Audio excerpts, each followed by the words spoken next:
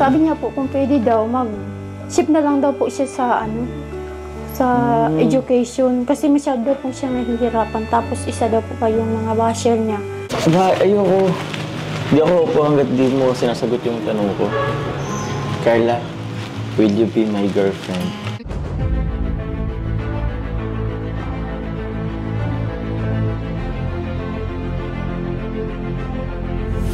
Ayun po, shoutout guys. Muli, welcome to my YouTube channel.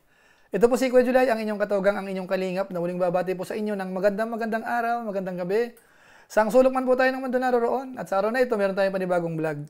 Gagawan po natin ng reaction video, yung part 50 ng Jom Carl, mga kabayan po natin, na kung saan na-shock ho tayo. Bakit? Una, yung patungkol po kay Carla, na kung saan ay parang nahihirapan ho yata. Dito po sa kanyang course bilang nursing, mga kabayan natin. Nabanggit po yun ng kanyang nanay. Tapos si Carla din po mukhang matamlay ho talaga. Tapos pangalawa ho, ang gusto ko pong i-highlight ay yung parang proposal ho ni Jom para maging girlfriend po si Carla. Mukhang hindi ho yata naging maganda. Kumbaga wrong timing po. Siguro po pag-usapan natin yan maya-maya ng konti. Pero bago po yun, konting paalala muna si Kuya July. Baka sakaling meron pa po ditong hindi nakasubscribe sa ating YouTube channel. Huwag natin kalimutan. July Paunil. Tapos pakipindot lang po yung notification bell button para lagi po tayong updated sa aking mga video upload. So maraming salamat po sa inyo. Tapos yung ating Facebook page po, pwede rin po nating suportahan. July Paunil 2.0, pwede ho nating i-follow, pwedeng i-like, at po pwede hong i-share ang mga upload po natin dyan. Tapos sina Kuya Bal Santos Matubang, Kalinga Prab, Ate Edna Vlogs, Rowell of Malalag, at saka po yung Jabber Sniper. Suportahan din po natin ang kanilang YouTube channel. So maraming salamat po sa inyo. Ngayon tuloy na po tayo. Pag-usapan na ho natin, ito pong part 50 ng Jom Carl. Na kung saan mga kabayan natin, hindi ko inaasahan na ito po ang mapapanood po natin. Alam ko po, marami pong nalungkot. Doon po sa episode na yon, lalong-lalo na po, yung bandang end part, yung pinaka-ending ho. Siguro ho, marami talagang nalungkot din. Kaso nga lang po ako naman, kapag mga nanonood sa mga ganyan, gusto ko pong i-convert po yun sa parang positive po mga kabayan natin. Kaya gagawan po natin ng reaction video po yan. So una ho, ang napansin ko po dito, yung patungkol po sa sinabi po ng nanay po ni Carla, parang ang dating po dito, parang nahihirapan doon sa kanyang course at saka parang gustong mag-ship po sa education. Siguro po mas maganda, panoorin po muna natin ito. Umiyak po? Para iyak daw po siya nung nakarang gabi. Sabi ko, bakit? Ano daw po may gusto siyang sabihin kay Kuya niya, Rab, kasi nahihiya daw siya. Nahihiya? Kasi baka yung isipin daw po ng mga sponsor tungkol sa pag-aaral. Kasi kagaya din siya ni Rose Ann, Kuya Rab, pinapaabot niya po sa iyo daw na nahirapan daw po siya, ay sobrang stress niya po kasi dami po baga namin pinagdaanan, namatay yung lolo niya. Kaya yun po, sobrang stress siya, parang po siya, parang daming iniisip. Daming iniisip? Pwede ko po kaya po, sabi niya po kung pwede daw mag-ship na lang daw po siya sa education kasi masyado po siya nahihirapan tapos isa daw po kayong mga basher niya. Natawag nga po siya kanina sa akin. Opo, umiyak po? Sabi niya nga po, napapauwi na daw siya dito sa bahay. Sabi ko, ikaw, kung ano ang gusto mo, kasi siya naman po ang mag-aaral. Hindi ko naman hawak yung isip mo, kasi sabi ko, sa kanya nung una pa, talagang teacher naman ang gusto niyan. Sabi ko, bahala ka kasi ikaw naman ang mag-aaral, hindi naman kami. Para sa akin, sana kung ano yung gusto mo, di yun sana ang sundin mo. Opo. O kaso sabi niya po, baka daw sabihin ng mga sponsor, ng mga basher. Baka po na na-pressure po siya sa expectation kaya po, imbis sa na kanya. magsalita siya kay Rab, nahiya daw po siya, nahiya. Kaya yung hiya niya, gabi-gabi daw siya naiyak. So yan po mga kababayan po natin, maliwanag po yun. Talagang ang dating po ngayon dito, parang hindi masyadong interested po si Carla sa pagiging nursing. So parang si Rose Ann din po nung nakaraan. At least po si Rose Ann nagsabi po kaagad na talagang pinaramdam niya na talagang alanganin siya. Na kung saan yung mga ganun naman mga kabayan po natin, kahit ako po, sinakalinga Prab, may intindihan po yun. Kaya kung sa case po ni Carla, ganun din ang pakiramdam niya, palagay ko naman habang maaga pa, pwede namang mag-ship po. Huwag po nating pilitin doon po sa tingin natin, alanganin po tayo. Dahil yun po yung magiging profession po natin, mahirap po yung napilitan lang po tayo.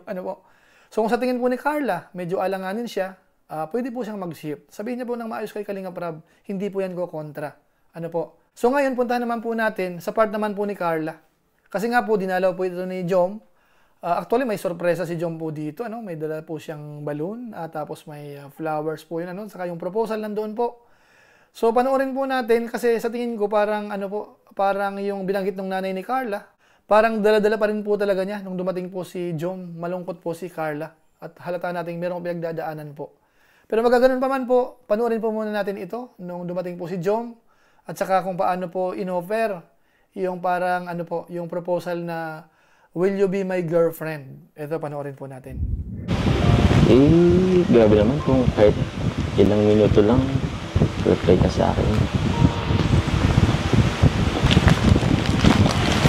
Hindi po kasi alam yung pinagdadaanan ako.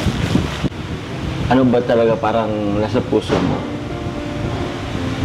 Yung pag-nursing ba or kasi nabagay sa akin gusto mo mag-education, teaching? Hindi ko pa rin po alam. Okay. Okay lang ba nga dito ako? Baka may ginagawa ka sa taas, nakabala kita. Medyo nakapanibago ka. Okay lang ba? May nagawa ba akong masama? Ano naman po? Ano naman? Para kasing alam mo yun, parang nakapanibago. Hindi ka naman ganyan dati. Okay ba tayo? Okay ba tayo?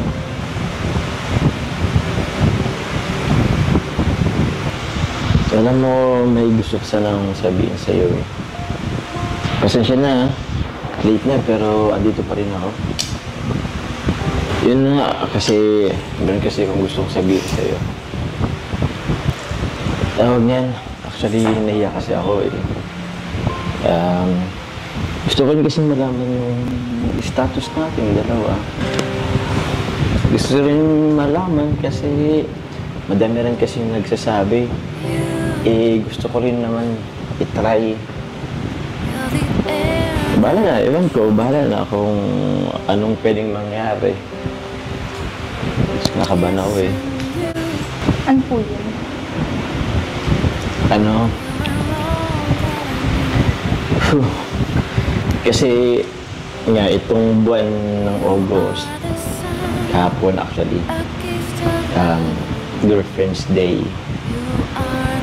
Kaya... Fake lang po. Ha? Okay naman. Carla?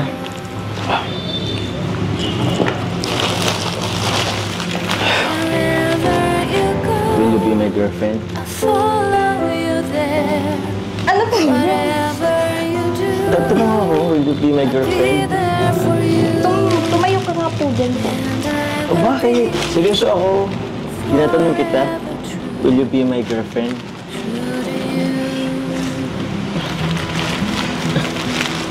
Upo ka lang muna.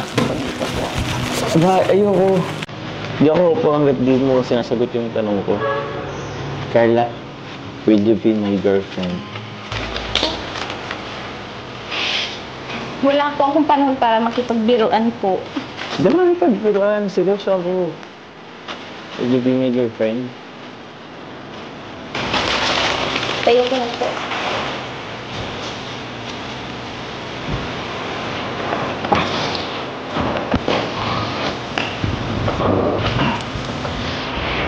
So, ayan po mga kabayan natin, nakakalungkot ho.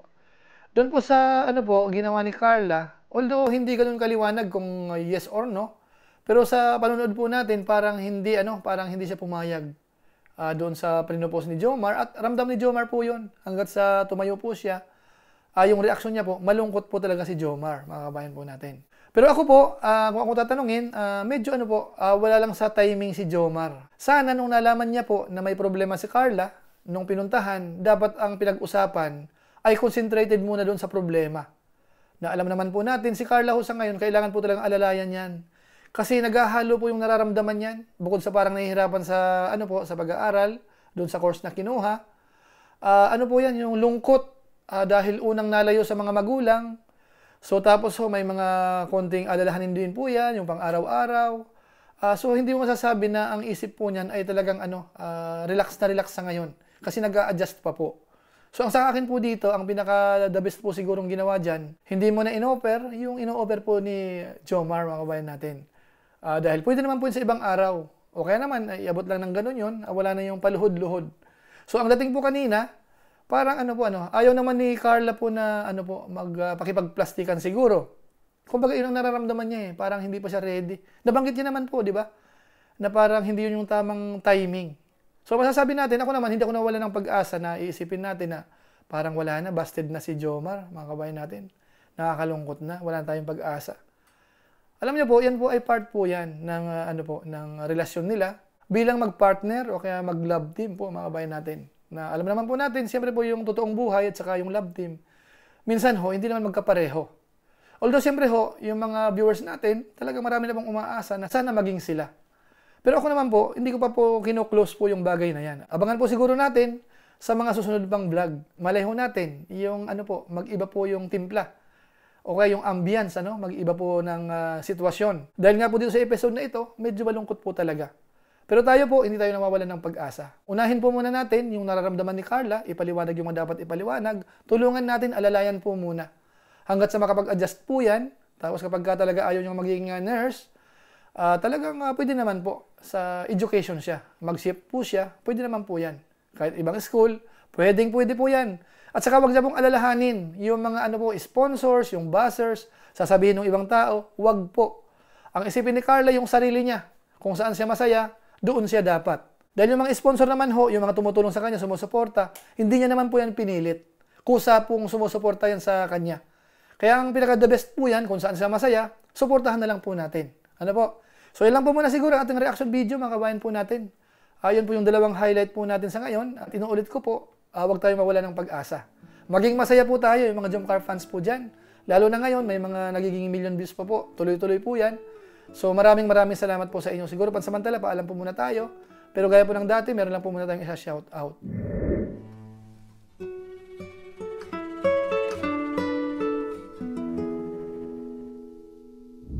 Tapos maraming salamat din po sa aking mga kasamaan sa COOS, Kalingap OFW Organic Sponsor, sa inyo pong patuloy na pagsuporta po sa mga pabahay program ni Kuya Bal Santos Matubang at saka po ni Kalingap Proud. Maraming salamat po sa inyo. At siyempre po sa ating mga viewers, mga followers po ni Kuya July sa ating Facebook page, sa ating YouTube channel, maraming salamat po. Lalong-lalo na yung hindi po nag-skip ng ads at saka po napakasipag mag-share po ng ating mga videos. Kaya kung inyo po itong nagustuhan, pwede po nating i-share. So maraming salamat po sa inyo. So muli, ito po si Kuya July, ang inyong katugang, ang inyong kalingap na pansamantalang nagpapaalam po muna. Kita-kita ulit tayo sa mga susunod ko pang vlog. Maraming salamat sa inyong walang samang pagsuporta po sa ating YouTube channel. Pagpalain nawa kayo ng Diyos, mabuhay tayong lahat. God bless. Bye-bye!